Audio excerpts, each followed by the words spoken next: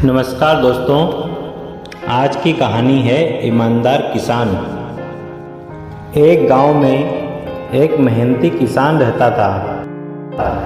वह बहुत मेहनत करता था, परंतु सूखा खेत होने पर उत्पादन काफ़ी कम होता था, इसलिए वह संतुष्ट नहीं था।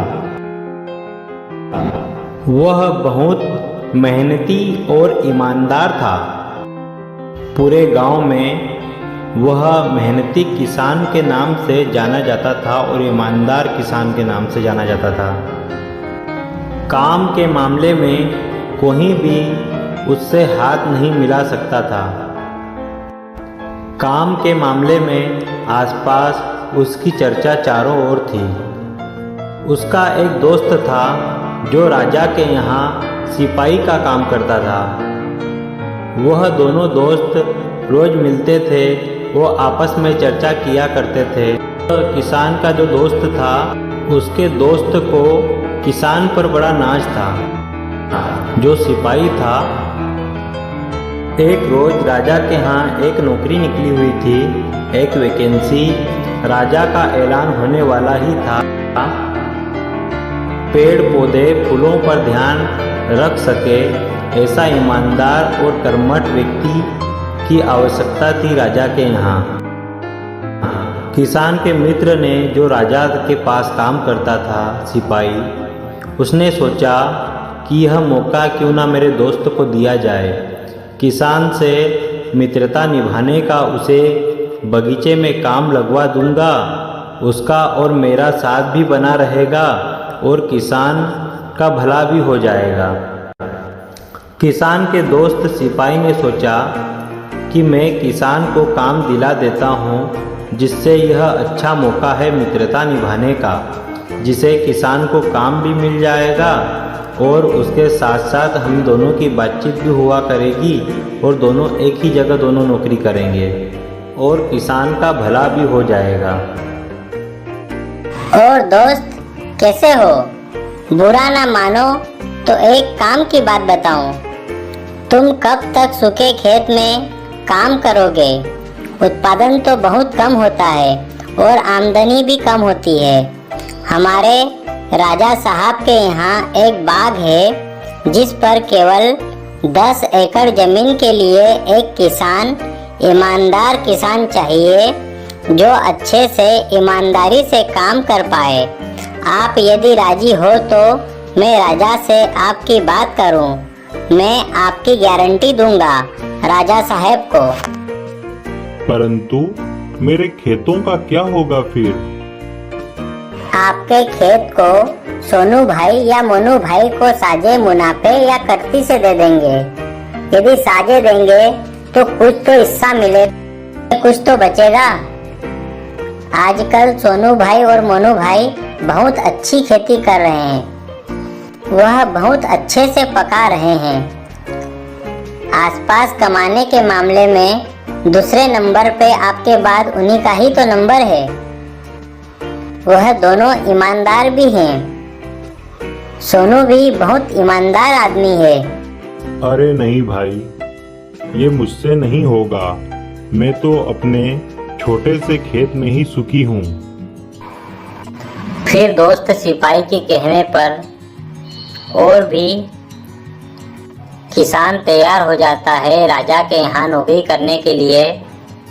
अब समस्या एक थी कि अब राजा हाँ कह दे कि बस किसान को राजा के यहाँ नौकरी दिलवाना ही है।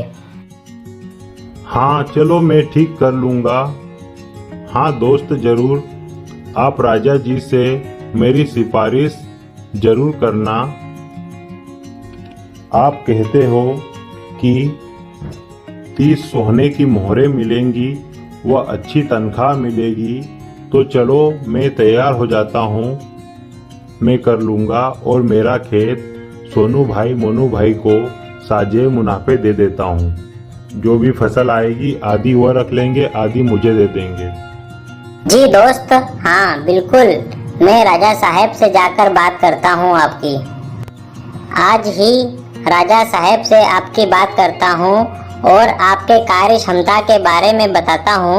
लगभग यह नौकरी आपको ही मिल जाएगी, आप निश्चिंत रहें। क्योंकि यदि राजा साहेब ने आपके बारे में यदि किसी से चर्चा की तो कोई भी आपकी तारीफ ही करेगा, आपकी बुराई कोई नहीं कर सकता। काम के मामले में आप तो काबिले तारीफ हो।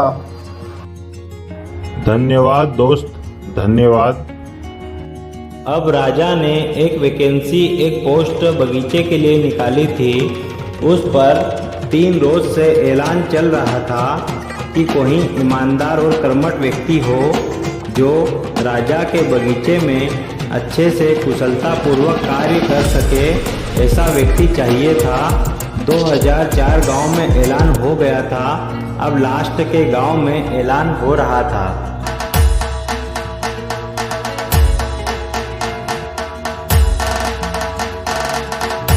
सुनो सुनो सुनो सभी गांव वालों, जो भी आसपास ईमानदार मेहनती किसान हो, राजा के यहाँ एक पोस्ट है।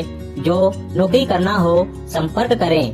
बाग में बगीचे गार्डन के लिए एक पोस्ट निकली है। जो कोई ईमानदार कर्मठ व्यक्ति हो जिस पर किसी प्रकार का केस ना चल रहा हो, ऐसा व्यक्ति पोस्ट के लिए अप्लाई कर सकता है।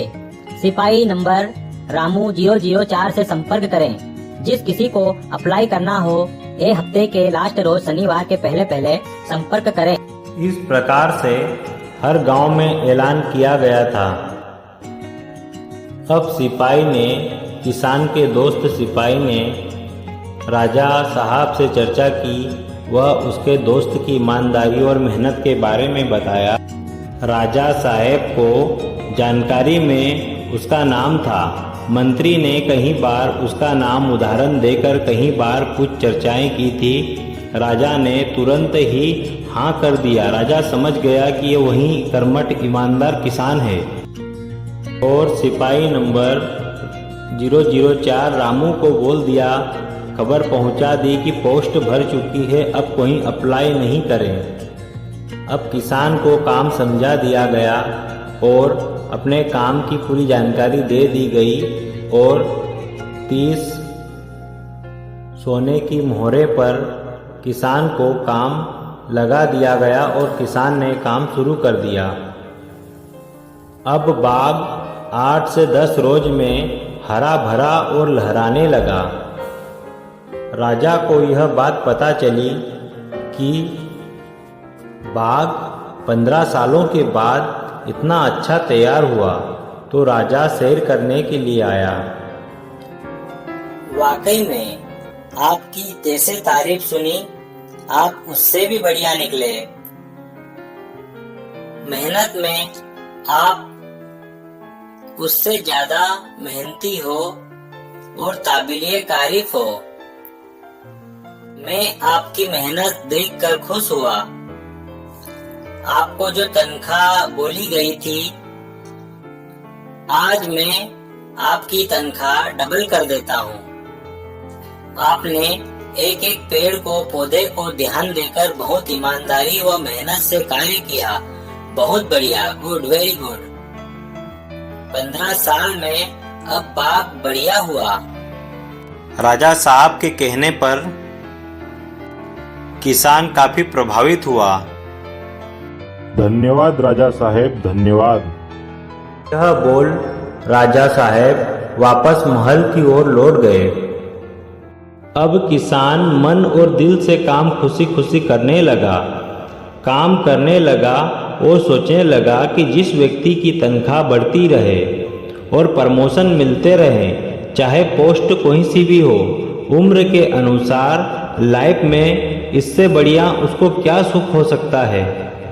नौकरी में यही तो इम्पोर्टेंट और महत्वपूर्ण है कि व्यक्ति का प्रमोशन और सैलरी बढ़ती रहे। इसी खुशी में वह अच्छे से काम करने लगा, क्योंकि स्वयं राजा ने उसको प्रोत्साहन किया था। अब और किसान अच्छे से काम करने लगा। किसान को 30 सोने की मुद्राएं पहले से मिलती थी, अब डबल 60 हो चुकी थी। वह खुशी खुशी बगीचे बाग में काम करने लगा। अब वह दिल लगाकर काम करता था। वह सिपाही दोस्त भी आता था तो बहुत अच्छे से गपशप भी दोनों की हो जाती थी।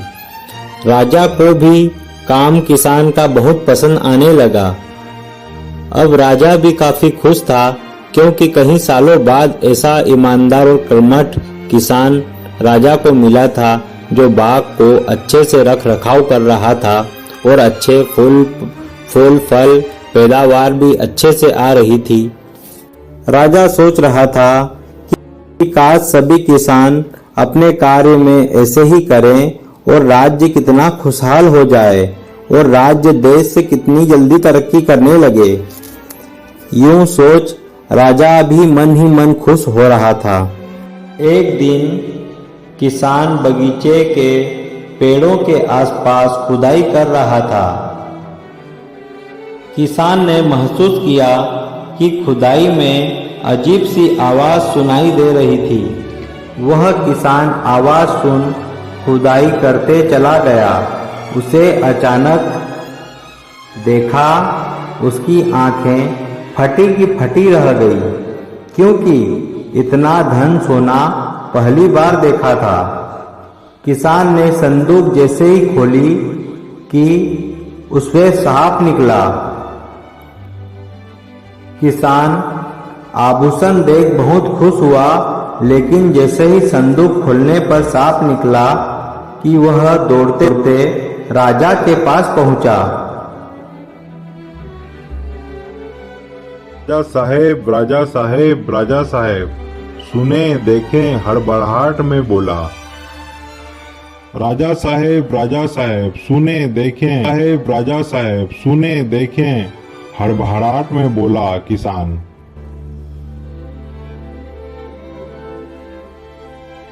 आखिर क्या हुआ? क्यों इतने चिंतित हो? क्यों परेशान हो? आखिर में घबराने की वजह क्या है? आखिर क्या हुआ? किसान को इतना हड़बड़ाहट में भगते हुए देखते हुए सिपाहियों ने सोचा कि किसान ने ऐसा तो कभी पहले नहीं किया। एक गार्डन की ओर भगते हुए गया और देखा कि आखिर में क्या हो रहा है, और दूसरा सिपाही किसान के पीछे पीछे भगते आया। किसान को हड़बड़ाहट में शब्द नहीं बोलने को आ रहे थे कि आखिर किसान क्या कहे। राजा साहेब, लगता है कि किसान को सांप काट खाया। मैं अभी बाग की ओर से ही आ रहा हूँ, वहाँ सांप घूम रहा है। मुझे तो यूं ही लगता है कि सांप काट खाया किसान को। जल्दी वैद्य को बुलाएं, वरना बेचारा मर जाएगा। नहीं, राजा साहेब, बाग में सोने से भरा संदूक मिला है। उसमें ढेर सारा सोना है। यह बात अलग है कि उस पर सांप का बिल भी है। वह उसका घर भी हो सकता है, लेकिन सांप नागराज ने मुझे कुछ नहीं किया। वह केवल हो सकता है कि उसकी रखवाली करता हो या उसका घर हो, वह अलग बात है। राजा की अब चिंता दूर हुई और राजा खुश हो गया। राजा, किसान और सिपाही बाग की ओर चल दिए। यह खजाना तो हमारे पुरखों का है। हमारे बाप दादा कई वर्षों से इसकी खोज करते आ रहे थे। इस प्रकार से राजा बहुत खुश हुआ और राजा किसान से बोला, तुम्हें क्या इनाम चाहिए? मुझे बताओ, मैं तुम्हें हर प्रकार से इनाम देने को तैयार हूँ। राजा साहेब, मालिक, मुझे कुछ नहीं इनाम चाहिए। मेरे पास जो भी है मैं उसी में खुश हूँ। राजा यह सुन काफी खुश हुआ। राजा ने उसी वक्त ऐलान किया और किसान को कहा कि 50 बीघा जमीन तालाब वाली आपके नाम करता हूँ और आपकी जरूरत का सामान जो भी लगे आजीवन के लिए निःशुल्क फ्री दे रहा हूँ। और आपको जो भी सामान लगे हमारे भंडार गृह से दिया जाएगा। हमारे बिना पूछे, बिना मोहर के, बिना आज्ञा से आपको आजीवन भंडार गृह में जो भी लगे आपके लिए निःशुल्क। किसान खुश हो गया और किसान की ईमानदारी काम आई।